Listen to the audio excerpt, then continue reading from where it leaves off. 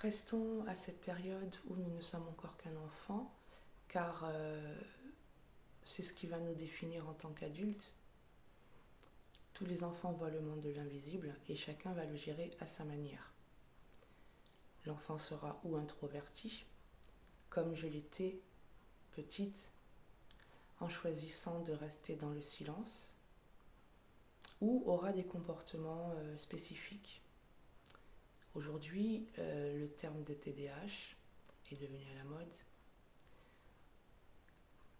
HPI, autiste, j'ai même envie d'y inclure la schizophrénie, la bipolarité.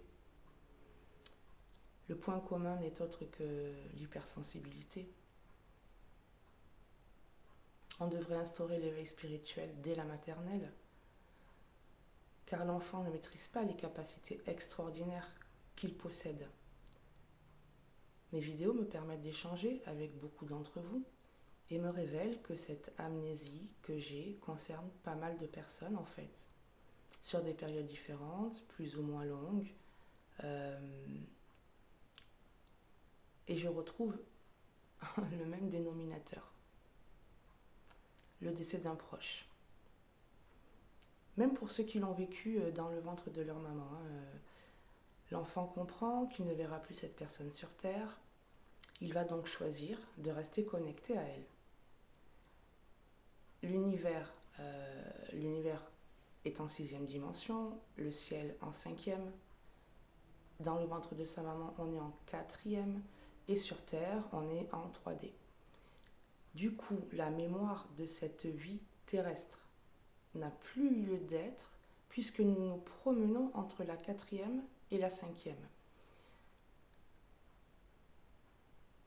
C'est comme le fait qu'on ait appris à l'humain que on arrivait sur Terre doté de 5 sens.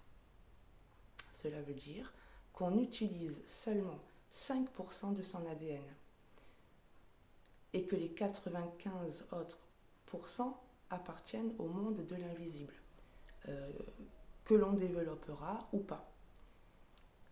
C'est pourquoi, toute petite, lorsque quelqu'un avait mal, j'avais compris que nos mains étaient comme un aimant, puisque c'est le principe même du magnétisme.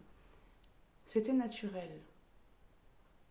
La 3e dimension me fait peur, alors je me réfugie là où je me sens bien, là où je me sens normal.